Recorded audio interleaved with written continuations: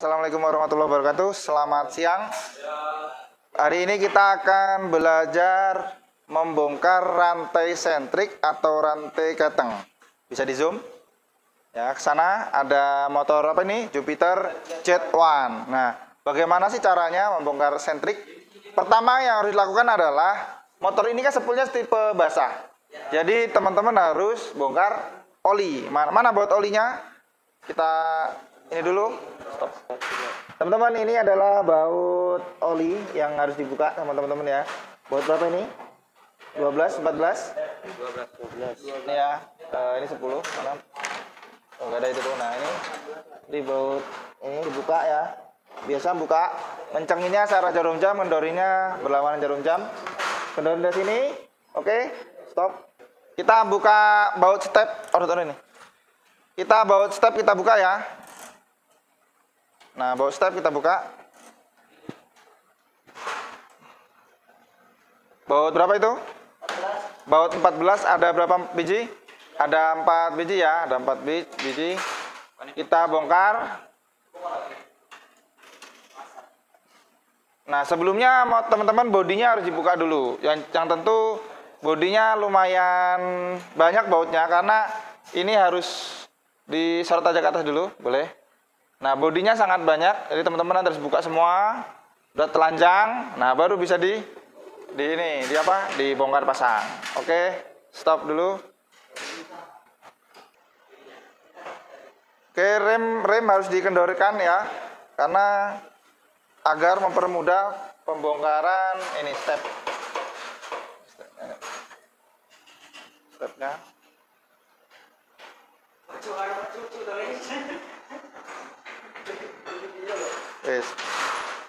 Stop. Ini kita melepas dari sini videonya. Ini mah kelihatan kepala ya.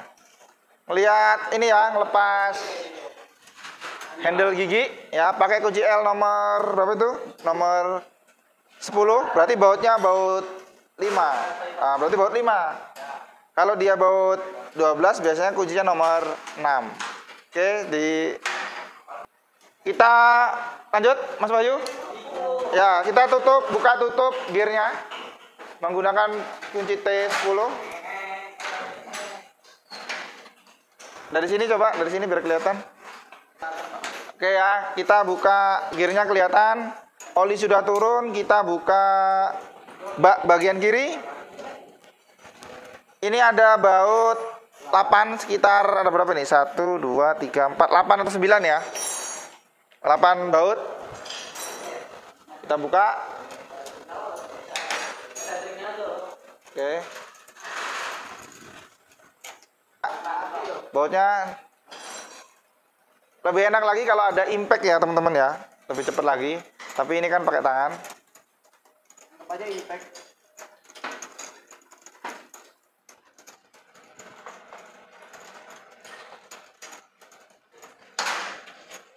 Kita lepas. Nah, biasanya kita harus nyiapin wadah di bawah karena ada sisa-sisa oli ya. Terus hati-hati terhadap ini tajam, biasanya bak magnet itu tajam.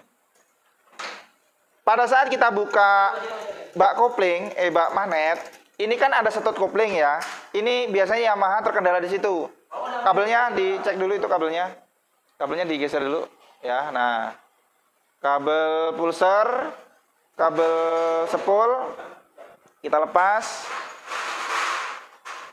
Oke.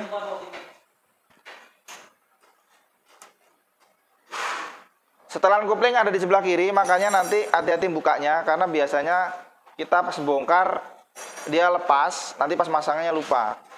Nah, daripada kita lupa mending pas bongkarnya. Nah, kita tunjuk dulu sana. Itu deketin. Nah, yang ini harus dihafalin dulu posisinya karena ini lubangnya ini harus pas dengan ini setelan ini. Nah, ini sama ya. Kalau dia nggak salah nih, mama nanti dipasang seperti ini, dia nggak mau ngopling. Kejadiannya itu yang sering salahan. Nah, ini harus posisi seperti ini. Nanti masangnya itu biasanya kita kasih vaselin, stempet ya, atau gemuk. Nah, ditempelin, dimasukin sini nempel gini. Biasanya susah kalau nggak dikasih pelekat seperti itu. Oke, ini dilepas aja nih posisinya, biar nggak ganggu. Oke. Kita pasang tracker Tracker untuk CVT ya bisa, ini mempermudah. Kalau punya impact lebih pakai impact, tapi kalau nggak ada ya menggunakan ini bisa. Baut kunci berapa? 17 ya? 17. Itu kekencangannya nanti menggunakan torsi sekitar 7 kilo ya, 7 kilo. Lebih aman lagi menggunakan torsi kalau kita masih awam. Tapi kalau kita sudah terbiasa, tangan kita sudah setel dengan baut dan mur, itu ya nggak apa-apa ditahan. Jangan dibiasakan menahan di sini. Karena kalau motor Yamaha, biasanya kalau motor-motor kompetitor atau motor lain ditahan baut di sini. Ini kalau Yamaha jangan. Kenapa? Ini bisa bengkok. Ya, jangan ditahan seperti ini, jangan. Mendingan menggunakan tracker. Gini, harus nyetuk ini. Ini adalah cara masang tracker untuk melepas magnet ya. Kalau motor-motor zaman dulu itu bisa dibuka dengan digedor-gedor ya. Kalau sekarang itu tidak disarankan. Kenapa? Karena magnetnya nanti bisa jadi melemah atau rontok. Tahu sendiri harga magnet lumayan. Jadi hati-hati, mendingan menggunakan tracker. Ya harganya sekitar tracker tuh bisa 250 sampai 300-an. Tracker khusus Yamaha. Ini bisa digunakan di motor Vega, Jupiter, bahkan Vixion pun bisa. Oke, cari baut yang sama. Kencengin bautnya. Ya, boleh, nggak apa-apa. Stop. Nah, sudah lepas menggunakan tracker ya. Nah, ini posisi magnet. Di belakang magnet, coba di belakangnya ditampilkan. Nah, itu ada namanya one way atau pelor starter. Ini masangnya nanti agak diputer ketika dipasang di grill starter. Oke, taruh dulu magnetnya. Abaikan dulu. Nah, kita lepas sepi magnet. Sepi magnet itu disimpan karena nanti sebagai pengunci, kalau hilang kita pasti rame. Ini ada gear starter dan bearing ya, ada bearingnya. Yang sering ketinggalan ini bearing ini. Nah, ada bearingnya, kemudian ada ringnya, jangan lupa. Jadi setelah gear ada bearing di belakangnya. Nah, kemudian kita buka tutup cylinder head bagian atas. Lanjut, kita buka dengan kunci kotrek. Karena bautnya kecil bisa menggunakan kotrek. Tapi sebenarnya kunci kotrek jangan digunakan untuk membuka baut yang besar. Karena alat itu tergantung kita yang awet apa enggaknya ya, cara menggunakannya. Nah, kita buka tutupnya atas bawah.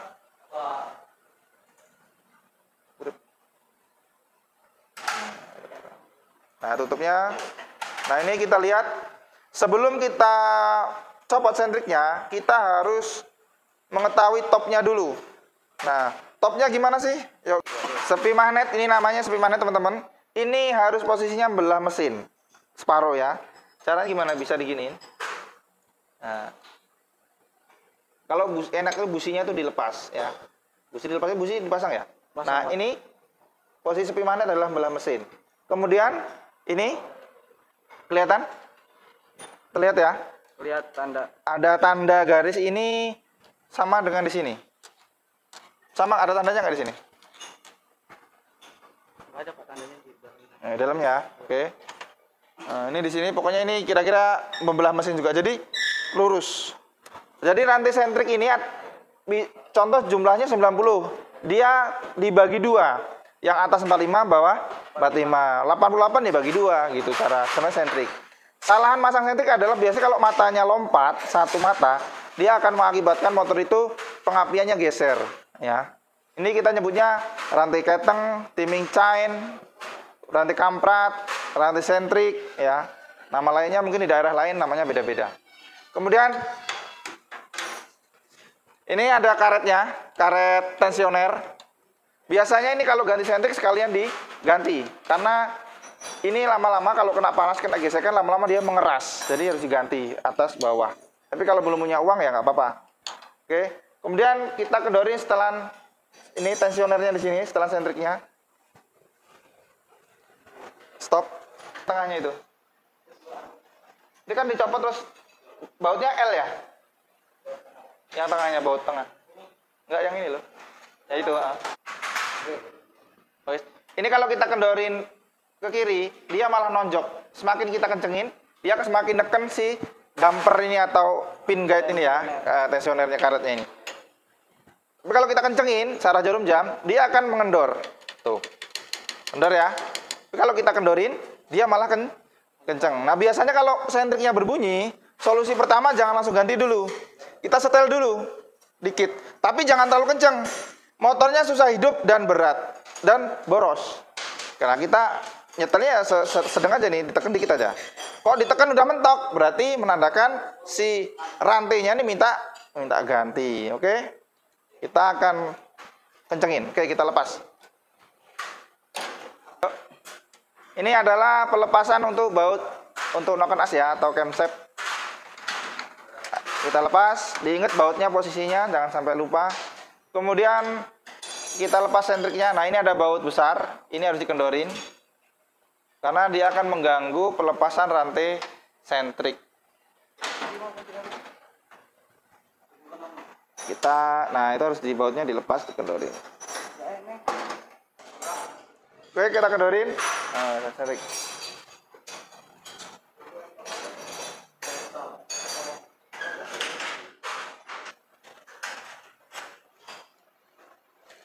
Coba, nah kita lepas rantai sentriknya. Sekalian karet-karetnya kita lepas saja. Kita akan pastikan itu keras atau tidak.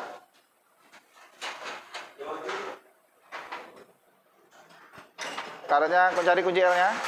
Kunci L berapa itu? Oke, kendorin. Z1. Ini sih. Tahun model cari.